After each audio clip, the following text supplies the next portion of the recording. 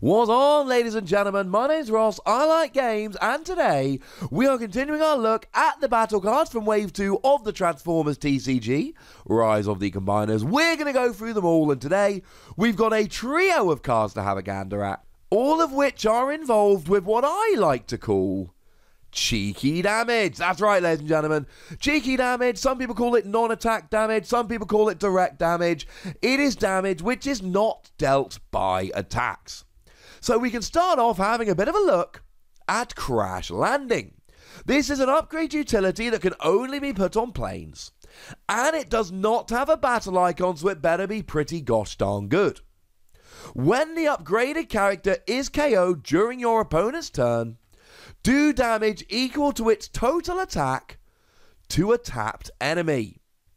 I really like this. This can be a lot of cheeky damage. Now, if we look at some cards that deal cheeky damage, some battle cards, I think the best illustration here is probably Bolt of Lightning. Bolt of Lightning deals 3 damage to a character of your choosing, and it has no battle icons, and it is a star card, so it takes one of the 25 stars that compromise your team. So 3 damage is really good. And if we have a look at some of these planes, we can do better. Thundercracker Mac Warrior, 5 attack in bot mode. 5!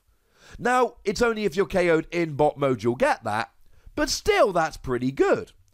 If you don't want to worry about which mode you're KO'd in, Starscream Scheming Second in Command has an attack of 5 in each mode, though I'm not quite such a fan of that particular card. 5 damage when you're KO'd is significantly better than dealing 3 damage with Bolt of Lightning. Like, quite a lot better than Bolt of Lightning. But if you really want the gold standard, it's Dreadwing. Dreadwing is what really makes this good. Dreadwing, ladies and gentlemen, has an attack of 7. Now, it is a combiner, but as we looked at in the Dreadwing video, it is the easiest of the combiners to actually get rolling and get into play and all of that. You don't even need an Enigma card. So we're all right. We're not doing too bad with this. And this has an attack of 7. That's 7 cheeky damage. That is a huge amount of cheeky damage. And it is total attack. So let's say for argument's sake you put a grenade launcher on here, but you don't attack, because grenade launcher lasts for 1 attack. Then all of a sudden, you've got an attack of 11, and you're doing 11 cheeky damage when you're KO'd. That is utterly ridiculous. Here's the thing, though. It's when it's KO'd. So your opponent can just get rid of these. If your opponent has an Inferno, for instance, they can just make you pick up all your upgrades. And as soon as you pick up all your upgrades, yeah, there's nothing. Salvage for parts will get rid of all upgrades. That's a bit of a problem. Disarm will get rid of all upgrades. There are ways to get rid of them. If a plane goes down during your opponent's turn with this attached, you can do huge damage. There is just unfortunately a decent chance that your opponent can get rid of this, and then it's not actually going to do anything. Make no mistake about it, it's still phenomenal if you can get it working.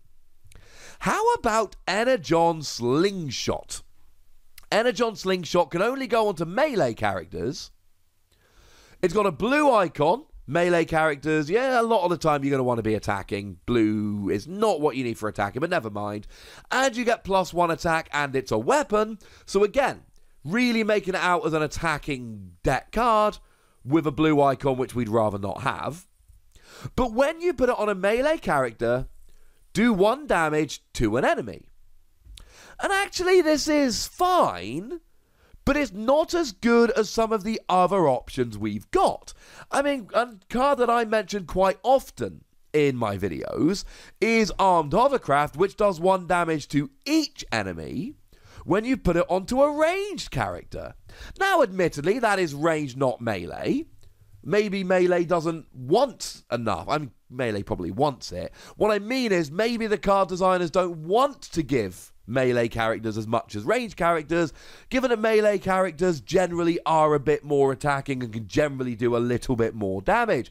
There's no hard and fast rule, but as a general thing, go look them up, go and have a check, if you wish. Not a command, just a suggestion. Point is, 1 damage to 1 enemy is fine. It's the equivalent of a zap. And zap's okay.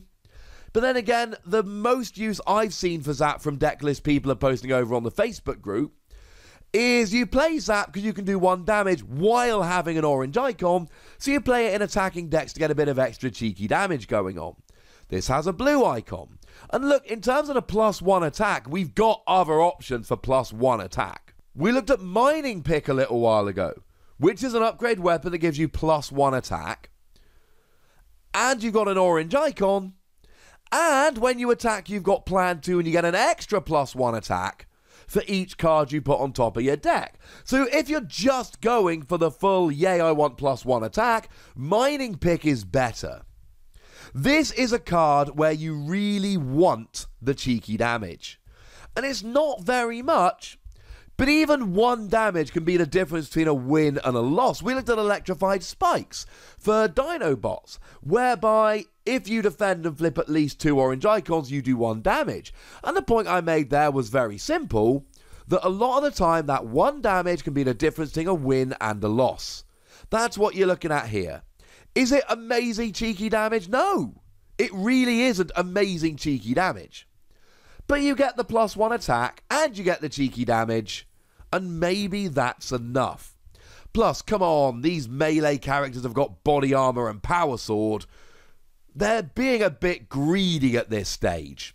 Those are some phenomenal cards. Hey-ho. Right, one more card I want to have a quick look at in this video, and it is Defensive Driving. Now, this fits with the whole cheeky damage theme here, because it's an upgrade armor, white icon, we like white icon if you flip it while attacking or defending, and it's the first white icon you flipped, flip 2 more cards. If the upgraded character would take non-attack damage from an opponent's card, instead the upgraded character takes that much damage, -1. So you take 1 less from cheeky damage. Armed Hovercraft can do 1 damage to all the other characters, but it doesn't do 1 damage to you. Energon Slingshot that we just looked at, you would not be able to do 1 damage to the character that had Defensive Driving. Now, it says card, not battle card, and I'm going to check the ruling on this, and it depends on whether we are just going battle card or whether we're going character. Because character, you've got things like Thundercracker, which can do 2 damage to a melee character, and this would take it down to 1. But we've also got Nemesis Prime. Now, this is very important, because Nemesis Prime, when you flip into alt mode, does 2 damage to a character of your choosing. So if I get to choose, I'm going to choose a character that's got Defensive Driving on, so that it only takes 1 damage rather than 2. I mean, that to me makes perfect sense. That seems like the better way to play this. But if it only swaps battle cards, it's still going to be quite good. My worry with this card is that it's very situational, because not every deck is rocking and rolling with cheeky damage. And if the deck isn't rocking and rolling with cheeky damage, you're not really doing anything. Yes, you do still get the white icon, and white icon is nice. It's going to be good whether you're attacking or defending. Every deck needs a few white icons.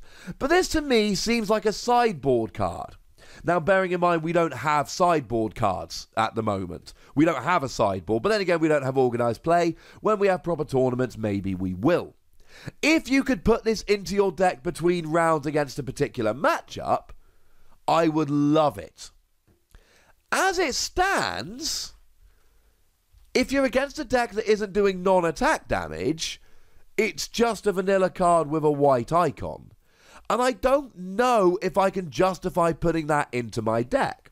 Now, if I'm playing down my local league, and I know that there are going to be 7 players, we're going to have an 8-person tournament, and 5 of those players are playing decks that rely on non-attack damage, then I'm all in favour.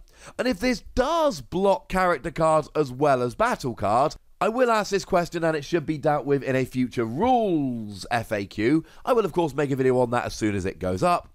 It says cards, not battle cards, so I'm willing to say it will include characters, but I will ask the question to double check just in case.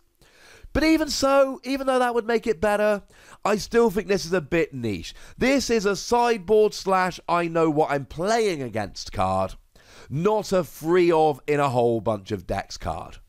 So there we go, ladies and gentlemen, 3 new cards that deal with those cheeky damage, either dealing it or stopping it. Tell me which of these cards you're excited about in the comment section. For me, it's Crash Landing.